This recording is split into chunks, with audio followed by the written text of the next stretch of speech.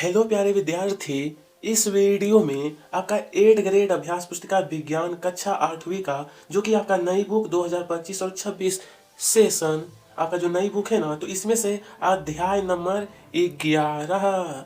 प्रिय विद्यार्थी, अध्याय 11 जिसका नाम है विद्युत धारा के रासायनिक प्रभाव, पाठ की पूर्व तैयारी।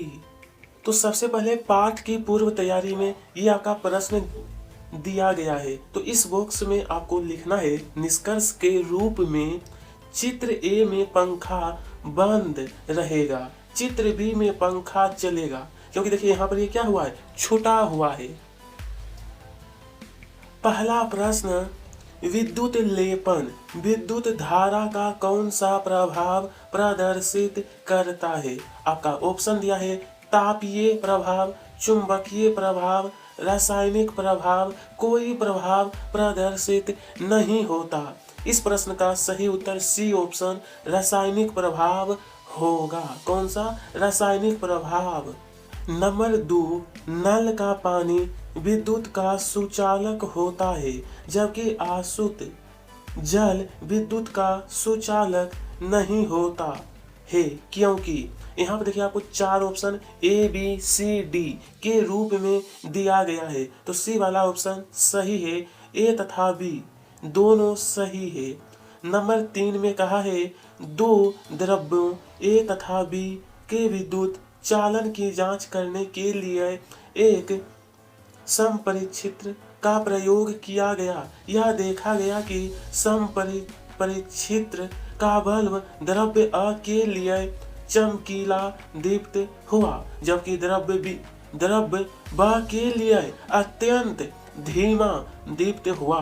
निम्नलिखित में से कौन से कारण सही है? ये आपका आ वाला है और ये आपका ब। देखिए प्रश्न क्रमांक जो 3 आपका दिया है ना, इसका ए नंबर सही है। द्रव्य ब द्रव्य अ से अच्छा चालक है। ठीक है। अगला प्रश्न कहा है साधारण बल्बों के स्थान पर एलईडी का प्रयोग अधिक क्यों किया जाता है? कौन सा कथन सही है? तो देखिए उसमें क्या होता है ना विद्यार्थी कि कम बिल खपत होता है, बिजली बिल की खपत बहुत कम होता है। ठीक है। ये देखिए नंबर 4 का ऑप्शन डी होगा, बिल्कुल सही। ठीक है। कम बिजली का उपयोग होता है, लंबा जीवन भी होता है और क्या है, अधिक प्रकाश देता है, इसलिए एलईडी का उपयोग अब क्या है, ज्यादा होता है। अगला है निम्नलिखित में से कौन सा विलयन विद्युत चालकता नहीं दर्शाता? विद्युत चालकता, देखिए इसमें आपका रहेगा शक्कर का विलयन। बी ऑप्शन बिल्कुल सही रहेगा, शक्कर का विलयन। ये देखिए रिक्त स्थान वाला प्रश्न। चलिए पहला नंबर, विद्युत चालन करने वाले अधिकांश द्रव्य अम्लों। तो यहाँ पर आपका होगा क्षारक और एक होगा लवणों। लवणों के विलयन होते हैं। अब देखेंगे नंबर दूसरा। नंबर 2, किसी विलयन से प्रवाहित होने पर रासायनिक प्रभाव उत्पन्न होता है। तो यहाँ पर आपका रहेगा विद्युत धारा। लोहे को जंग लगने से बचाने के लिए उस पर जो है ना जिंक धातु की परत चढ़ाई जाती है। विद्युत लेपन विद्युत धारा का रासायनिक प्रभाव, कौन सा रासायनिक प्रभाव प्रदर्शित करता है? शक्कर युक्त विलयन विद्युत का जो है ना कुचालक होता है। प्रिय विद्यार्थी क्या होता है? कुचालक। अब है अति लघु उत्तरीय। प्रश्न 3, आसुत जल में विद्युत का चालन क्यों नहीं होता? कारण लिखिए। आसुत जल विद्युत का खराब चालक होता है क्योंकि इसमें कोई भी लवण घुला नहीं होता है। ठीक है। प्रश्न नंबर 4, दिए गए पदार्थों को विद्युत के चालक एवं कुचालक पदार्थों के रूप में वर्गीकृत कीजिए। जैसा कि यहाँ पर कुछ पदार्थ दिया गया है और इससे आपको क्या करना है, चालक एवं कुचालक को अलग करना है। प्यारे विद्यार्थी, सबसे पहले विद्युत के चालक तांबा, एल्यूमिनियम, लोहा। अगला है विद्युत के कुचालक रबर, प्लास्टिक, लकड़ी। ठीक है। चलिए प्रश्न 5 है, विद्युत बल्ब के स्थान पर एलईडी बल्ब का उपयोग क्यों किया जाता है। यह जो प्रश्न है वो आपका ऑब्जेक्टिव में भी दिया गया था, तो वही लिखना है आपको कि एलईडी बल्ब ताप दीप्त बल्बों की तुलना में बहुत अधिक ऊर्जा कुशल होते हैं। ठीक है, बहुत अधिक ऊर्जा कुशल होते हैं। चलिए तो प्रश्न क्रमांक 6। प्रिय विद्यार्थी, ये जो आपका प्रश्न है ना कि रखी हुई सुई पर जब किसी तार में विद्युत धारा प्रवाहित की जाती है तो उसके पास रखी चुंबकीय सुई पर क्या प्रभाव पड़ता है। तो देखिए, जब किसी तार में विद्युत धारा प्रवाहित होती है तो उसके पास रखी चुंबकीय सुई में विक्षेप होता है। प्रश्न 7 है, बल्ब में विद्युत धारा प्रवाहित होने पर वह दीप्त दीप्त दीप्त का मतलब होता है जलना, मतलब प्रकाश देना। दीप्त क्यों होता है। इस प्रश्न का उत्तर, जब बल्ब के या का धनात्मक टर्मिनल वह ऋणात्मक टर्मिनल को जोड़ा जाता है तब बल्ब के तंतु से विद्युत धारा प्रवाहित होने लगती है। यतः होना चाहिए दीप्त, दो दीर्घी का था पोत दीप्त। ठीक है। चलिए प्रश्न 8। प्रिय विद्यार्थी, विद्युत लेपन किसे कहते हैं। दैनिक जीवन में विद्युत लेपन के उपयोग को सूचीबद्ध कीजिए। तो सबसे पहले विद्युत लेपन, विद्युत धारा द्वारा वस्तुओं का लेपन की क्रिया विद्युत लेपन कहलाती है। धातुएं जैसे लोहा को संक्षारण से बचाने के लिए उस पर तांबा, निकल, क्रोमियम का लेपन किया जाता है। ठीक है। चलिए विद्यार्थी, अब प्रश्न है, गीले फर्श पर खड़े होकर विद्युत उपकरणों को छूना हानिकारक होता है। क्यों, ऐसा क्यों।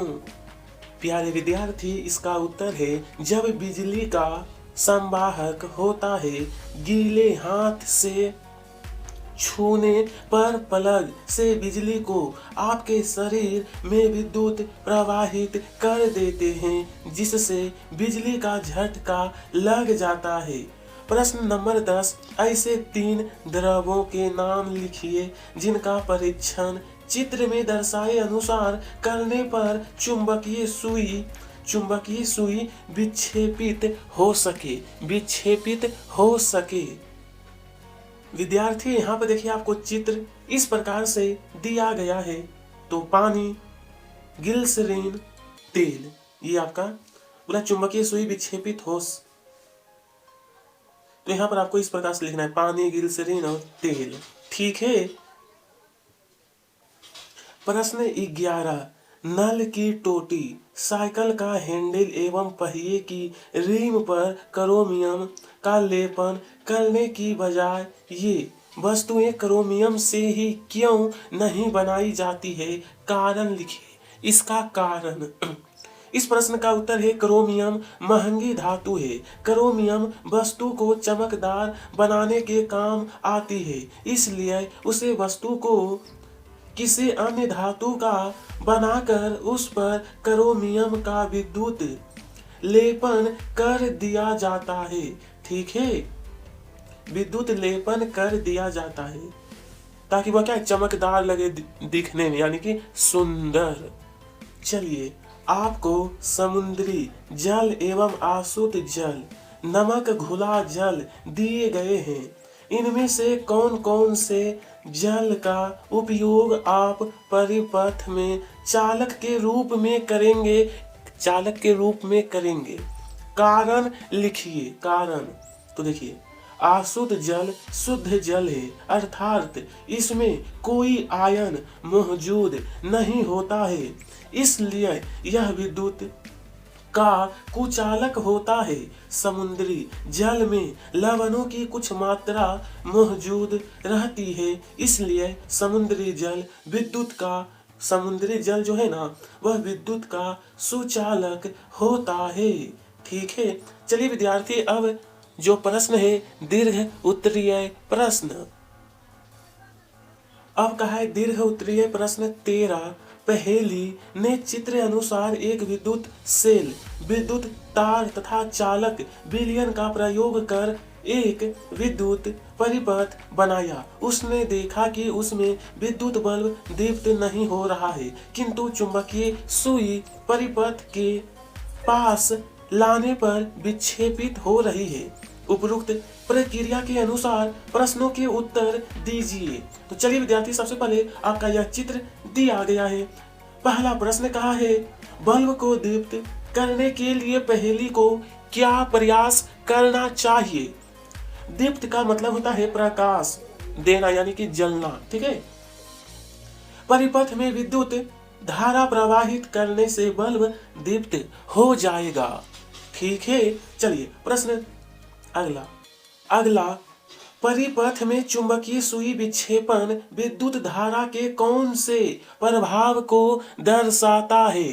तो देखिए, चुंबकीय सुई का विक्षेपण विद्युत धारा के चुंबकीय प्रभाव को दर्शाता है। तीसरा नंबर, परिपथ में बल्ब का जलना विद्युत धारा के कौन से प्रभाव को दर्शाता है। परिपथ में बल्ब का जलना विद्युत धारा के ऊष्मीय प्रभाव को दर्शाता है। ठीक है, अगला नंबर 4 में कहा गया है, अब कहा है 4, उपरोक्त परिपथ में विद्युत चालक विलयन के स्थान पर क्या किसी फल या सब्जी का उपयोग किया जा सकता है। मतलब जहां पर विलयन के स्थान है वहां पर, तो देखिए हाँ, क्योंकि फलों में प्राकृतिक इलेक्ट्रोलाइट्स होते हैं जो विद्युत धारा को प्रभावित करने में सक्षम होते हैं। फलों में मौजूद एसिड और अन्य रसायन इलेक्ट्रोलाइट्स के रूप में कार्य करते हैं। प्रश्न 5 में कहा है, दैनिक जीवन में विद्युत धारा के चुंबकीय प्रभाव। ध्यान दीजिए यहाँ पर, तो बोला है विद्युत धारा के चुंबकीय प्रभाव का प्रयोग कहाँ होता है। देखिए प्रश्न 5, तो दैनिक जीवन में विद्युत धारा के चुंबकीय प्रभाव के उपयोग कई तरीकों से किए जाते हैं। पहला करेगा विद्युत जनरेटर, विद्युत मोटर, तीसरा नंबर स्पीकर। चलिए आगे देखेंगे प्रश्न, माचिस की खाली डिबिया विद्युत तार। चलिए, माचिस की खाली डिबिया विद्युत तार, चुंबकीय सुई एवं बैटरी की सहायता से तैयार परिपथ का आरेख बनाइए।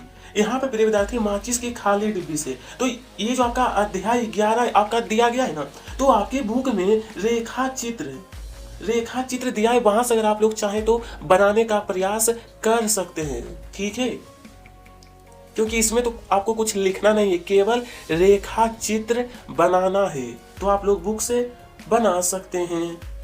जो कि अध्याय 11 का है ना, यहाँ पर है ना कि प्रश्न क्रमांक, बनाए गए परिपथ में तारों के स्वतंत्र सिरों को तालिका में दिए गए पदार्थों में डालने पर होने वाले परिवर्तनों को लिखिए। यह आपका पदार्थ है, चुंबकीय सुई विक्षेप दर्शाता है या फिर नहीं। और अगला है सुचालक या कुचालक। सबसे पहले नींबू का रस, हाँ सुचालक। सिरका, हाँ ये भी आपका सुचालक होगा। उसके बाद दूध, हाँ सुचालक। नहीं, ये आसुत जल जो है ना, इसमें आपका नहीं होता है और ये आपका कुचालक रहेगा। इतना पहले आप लोग इस तालिका को पूरा फिल करिए, फिर आगे। नंबर 5 आलू, तो आलू में आपका हाँ सुचालक। शहद, इसमें आपका नहीं होगा, इसलिए यह विद्यार्थी कुचालक होगा।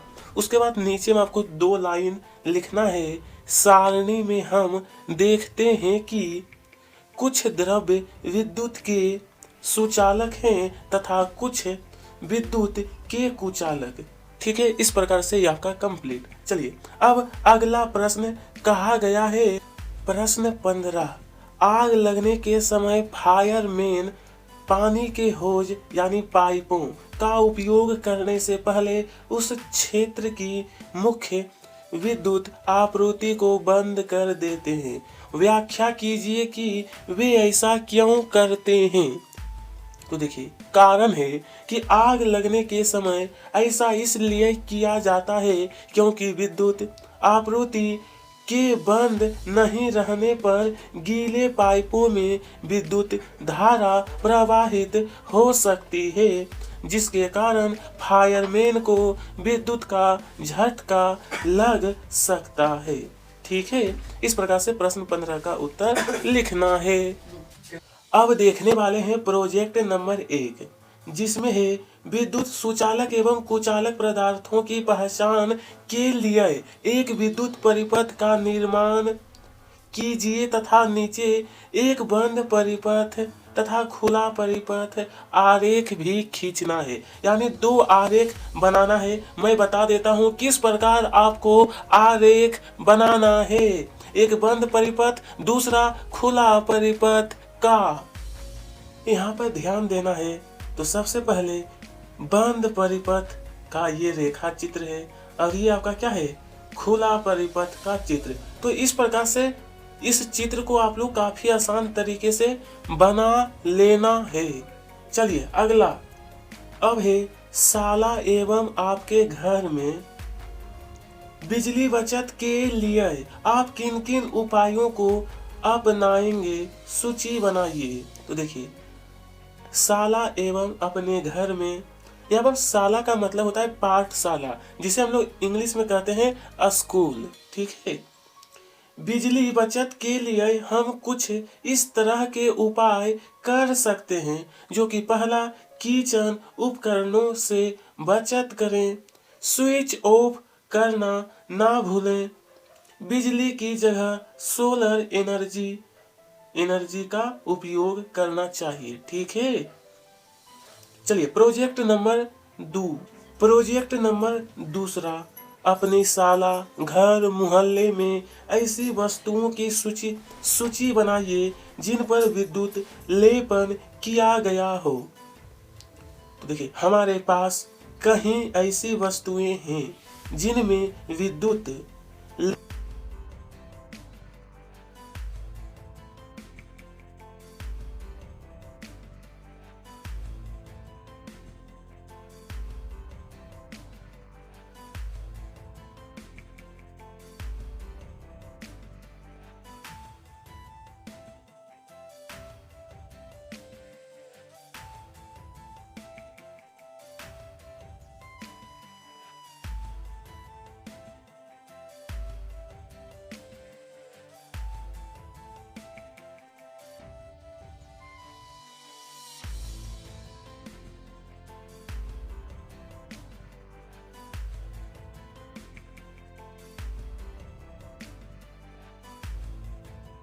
अपने